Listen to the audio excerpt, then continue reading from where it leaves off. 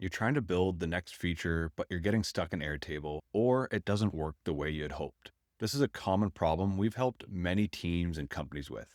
Here are a few things that might be causing the bottleneck. Check it out. Welcome back. I'm Zack from InnerDev Solutions. We help businesses streamline their processes using custom no-code tools so you can focus on what matters most. To learn more, you can visit our website, innerdevsolutions.com, or use the link in the description below. We see this happen all the time, especially with business owners or team leads who dive into Airtable without a background in database design or experience building similar systems. It's easy to get started, but that simplicity can lead to major headaches when your setup needs to grow or adapt. You might be trying to add a shipping or billing address to an order, calculate totals across multiple tables, or trigger a specific email sequence and suddenly everything breaks or quits working. There are usually 3 reasons people get stuck in Airtable. Let's go through them. Reason number 1 is bad architecture. If everything lives in one table or your tables aren't properly linked, Airtable can't function the way it was designed to. You need to use separate tables for different groups or collections of data. Another issue is using single select fields instead of linked records, and also not using junction tables. Or those are 3 main common issues we see with the architecture design problems. So what you need to do is break large tables into smaller ones, use linked records instead of text fields, and think relationally. Reason number 2 is logic issues. Even with a good structure, your system can fall apart if the logic isn't solid, specifically within automations and formulas. Often we see broken or bloated formulas. You're just trying to do too much within one formula. Automations that fire at the wrong time. This can often be due to different conditions, triggering these automations when you're not expecting them to. And then another issue is not using the Airtable interfaces or some sort of interface tool to be able to easily manage your data. And reason number 3 is Airtable just may not have the functionality you are looking for to be able to build out the workflows.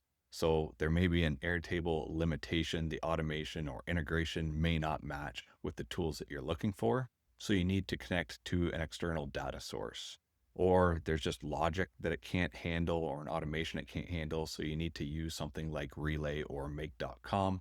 And sometimes there's just the interface or UI limitations. So using a tool like Noloco or Softer might be able to solve that problem for you. So how to fix these or identify these problems is you need to ask yourself some questions. Is it a data issue? Then you need to fix the architecture.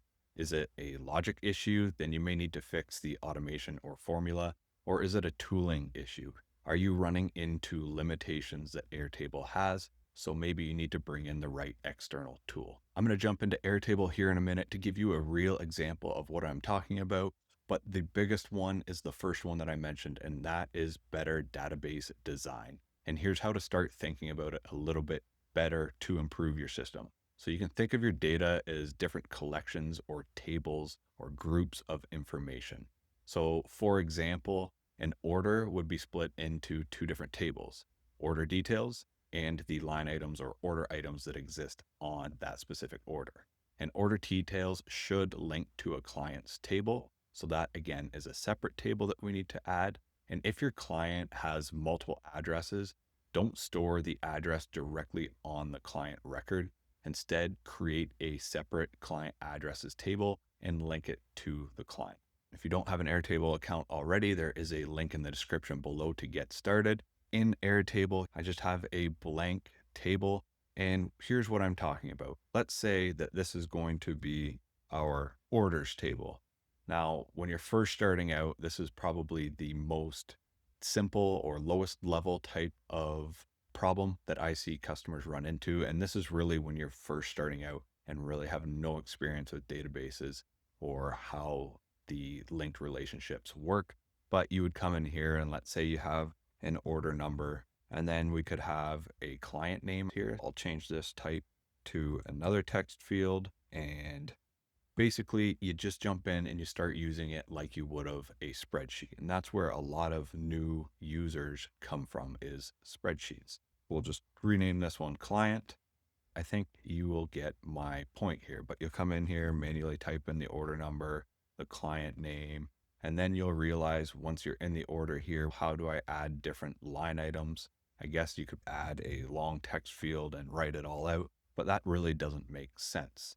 What you need to do is we'll go in, and this is the next step in the advancement or your experience journey building within Airtable. We'll come in here and we'll call this order items, and I'll just delete all of these. We'll add in a number field, and this can just be the quantity.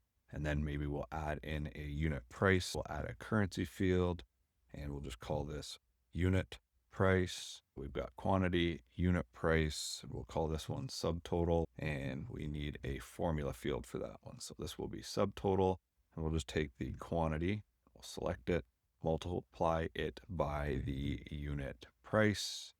We'll go into formatting, currency, create, and then we can add 5 items at $25 and 2 items at $10. And then one other thing we'll probably need is the description or product name or whatever you want to call it. I'll just label this description, and we'll just simply item 1 and item 2. I'll drag this to the front. Now what we have to do here is I'll go in and add an additional field, and this is how you link specific or individual records to another table. Over here, we've got the order, and I'll just delete these to keep it simpler. We have the order that we want to link to the order items. It doesn't matter which side you build this on, but let's just type in link, and now we will link to another record, and that's going to be the orders table, and we will only allow linking to one record from this side.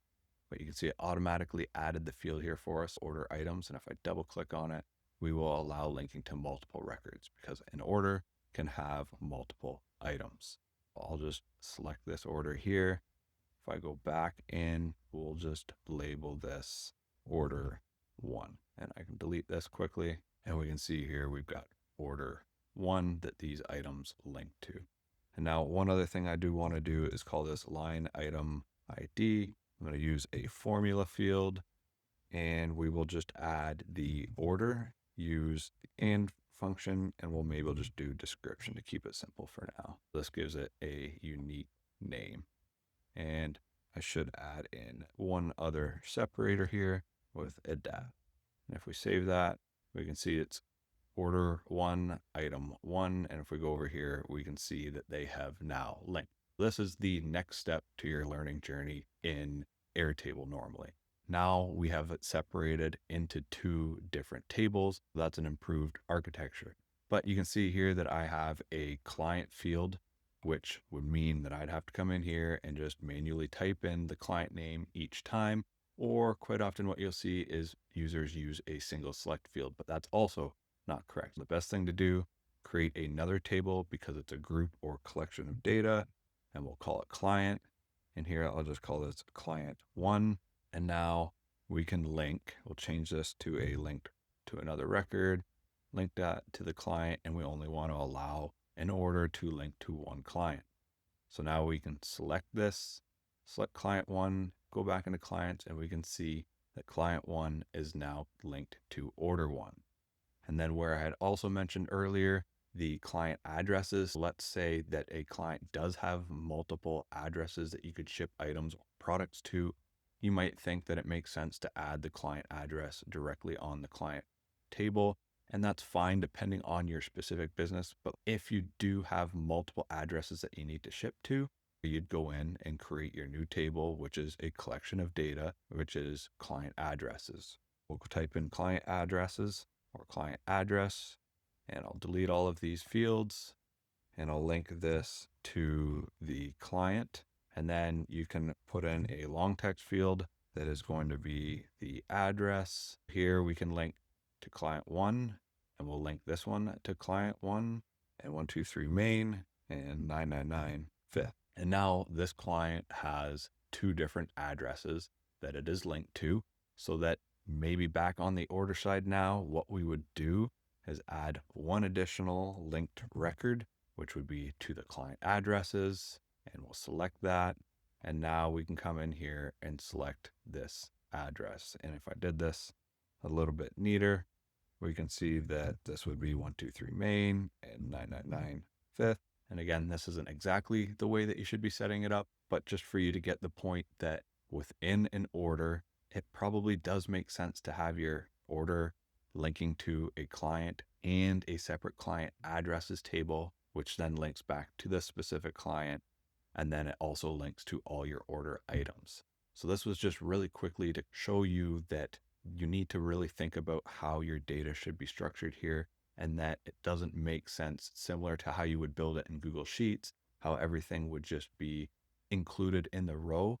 You would have different tables here that contains those different groups of information, and then that way you can reference them in the future. So that way, the next time you go in and create an order and you need to include or add that client and client address, you don't have to manually type it out or go in and find somewhere to copy and paste it in. You can just quickly and easily add in order to, find your client that you're looking for. For some reason, it's being a little bit slow, but I'll just drag this down. And then here I can type in the address and it will bring it all up. And this way you can use this data and information that you have referenced across your database in your automations and integrations, and it really helps you streamline things down the road. If you're stuck right now, know this. Everyone hits a wall at some point. Airtable is an incredibly powerful tool only when it's structured and supported the right way. If you need help building a system that actually works, one that integrates properly with the rest of your tools, book a consult by visiting our website, innerdevsolutions.com.